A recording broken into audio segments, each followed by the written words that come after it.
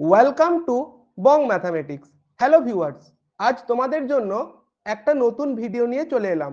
আজ আমরা আলোচনা করব DSSB নার্সারি টিচারের জন্য যে ভ্যাকেন্সিটা বের করেছে, এখানে কি কি বলা আছে এবং কারা কারা এলিজিবল। বলে রাখি, এই পরীক্ষাটা কিন্তু দিল্লিতেই হবে, পরীক্ষার সেন্টার, এবং চাকরি পেলে কিন্তু দিল্লিতে গিয়েই করতে হবে। দেখে নাও, এখানে অনলাইন ফর্ম ফিল আপ কবে থেকে আরম্ভ হচ্ছে, জানুয়ারির 9 তারিখ থেকে, এবং কতদিন অবধি করা যাবে, ফেব্রুয়ারির 7 তারিখ অবধি, 7 ফেব্রুয়ারি 2024 অবধি করা যাবে। অ্যাসিস্ট্যান্ট টিচার ফর নার্সারি, এখানে দেখো বিভিন্ন ডিপার্টমেন্টে কিন্তু টিচার রিক্রুটমেন্ট হচ্ছে। তো যে যেখানে এলিজিবল বা যেখানে যা সুবিধে মনে হবে করতে পারো অ্যাপ্লাই। টোটাল 1455টা ভ্যাকেন্সি আছে, এবং তোমরা কিন্তু এই ওয়েবসাইটটা ভিজিট করবে সমস্ত ইনফরমেশন পাওয়ার জন্য। কেবলমাত্র অনলাইন অ্যাপ্লিকেশন কিন্তু একসেপ্ট হবে, বাকি কোনোভাবে অর্থাৎ মেল বা পোস্টের মাধ্যমে কিন্তু অ্যাপ্লিকেশন একসেপ্ট হবে না। ঠিক আছে, এখানে আর কি বলা আছে দেখে নাও। কোয়ালিফিকেশন কি লাগবে এটা খুব ইম্পর্টেন্ট, এটা দেখে নেবে, তারপর কিন্তু অ্যাপ্লাই করবে যারা যোগ্য। দেখো, এসেনশিয়াল কোয়ালিফিকেশন কি, যারা সিনিয়র সেকেন্ডারি অর্থাৎ ক্লাস 12 মিনিমাম 45% মার্কস নিয়ে পাস করেছে, তারা যদি ডিপ্লোমা বা কি বিএড করে থাকে, বিএড যে কোনো বিএড কিন্তু চলবে না, বিএডটা যদি নার্সারির উপর করে থাকে তবেই কিন্তু অ্যাপ্লাই করতে পারবে।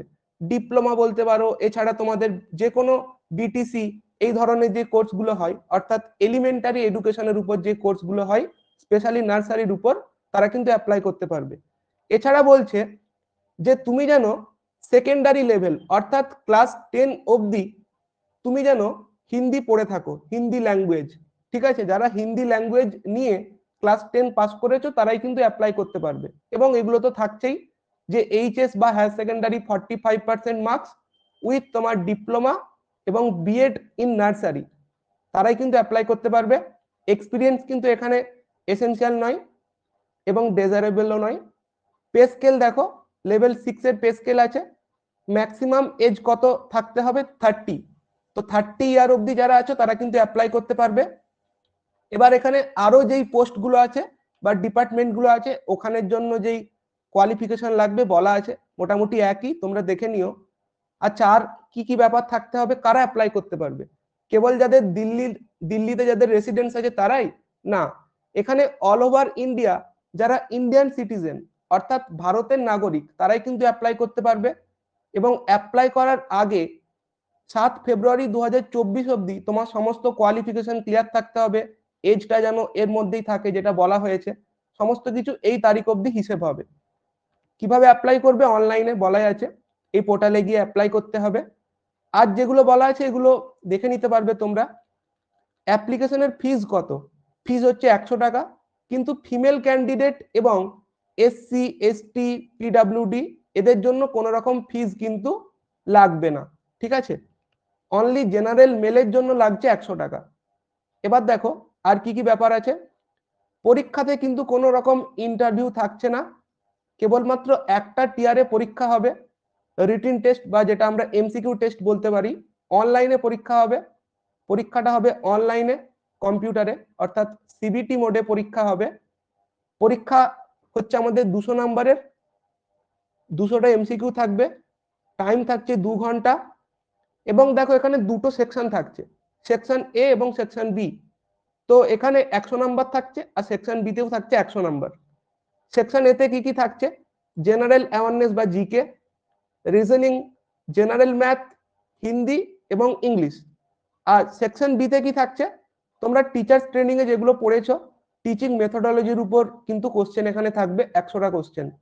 এবং কোশ্চেনের আমাদের ল্যাঙ্গুয়েজটা কি হবে, মানে কিভাবে তোমরা কোশ্চেন গুলো দেখতে পাবে, দুটো ভাষাতে দেখতে পাবে, বাইলিঙ্গুয়াল, হিন্দি এবং ইংরেজিতে। কেবলমাত্র এই যে ল্যাঙ্গুয়েজের পার্ট গুলো আছে এগুলো ওই ল্যাঙ্গুয়েজেই থাকবে, বাকি সমস্ত পার্টের কোশ্চেন তোমরা হিন্দি এবং ইংরেজিতে দেখতে পাবে। আর কি বলা আছে, যে এই যে পার্ট এ বা সেকশন এ, এর জন্য কিন্তু কোনো মিনিমাম কোয়ালিফাইং মার্কস নেই, কিন্তু সেকশন বি এর জন্য রয়েছে মিনিমাম কোয়ালিফাইং মার্কস। জেনারেলদের ক্ষেত্রে মিনিমাম 40% পেতে হবে সেকশন বি তে, তবেই কিন্তু তোমার খাতাটা চেক করা হবে।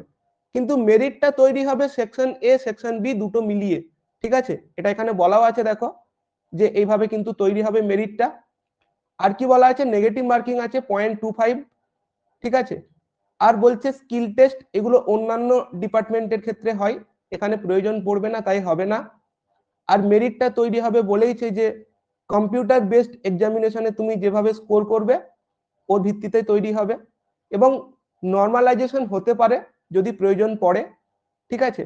এই যে যেগুলো বলছিলাম সেকশন বিতে দেখো, আমাদের জেনারেল বা ইডাব্লিউএস এর জন্য সেকশন বিতে 40% পেতে হবে, ওবিসি যারা দিল্লির ওবিসি 35%, এসসি এসটি পিডাব্লিউডি 30%, এভাবে রয়েছে দেখো। আর এখানে কি রয়েছে, ফাইনাল সিলেকশন কিন্তু ওইভাবেই বলছে যে ওই পরীক্ষাটার উপরেই তৈরি হবে।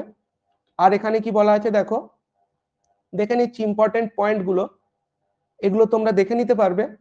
আর এজ রিল্যাক্সেশনের যে ব্যাপারটা আছে দেখতে পাচ্ছ কিভাবে রয়েছে, এভাবে হবে। আর কি আছে দেখো, এখানে পরীক্ষার সেন্টার কিন্তু দিল্লিতেই হবে, এখানে ক্লিয়ারলি বলা আছে দেখো, এই যে সেন্টার কিন্তু কেবলমাত্র দিল্লিতেই হবে, অন্য কোথাও হবে না। আচ্ছা, আর এখানে ইম্পর্টেন্ট সেরকম কিছু নেই, বাকি যেগুলো জেনারেল ইনস্ট্রাকশন আছে এগুলোই বলা আছে দেখো। আর এখানে বিভিন্ন যে ইয়েগুলো আছে, বিভিন্ন ক্যাটেগরির জন্য কিভাবে কি থাকতে হয় না হয় এগুলো বলা আছে। আর এগুলো অনলাইন ফর্ম ফিল আপ করার জন্য কিছু ইনফরমেশন দেওয়া আছে, তোমরা দেখে নিতে পারবে। আমার এই ভিডিওর মেন উদ্দেশ্য ছিল তোমাদের কাছে মোটামুটি ভাবে যেই তথ্যগুলো জানা দরকার ওগুলো পৌঁছে দেওয়া। তো ভিডিওটা বন্ধুদের সঙ্গে শেয়ার করতে ভুলবে না, ঠিক আছে।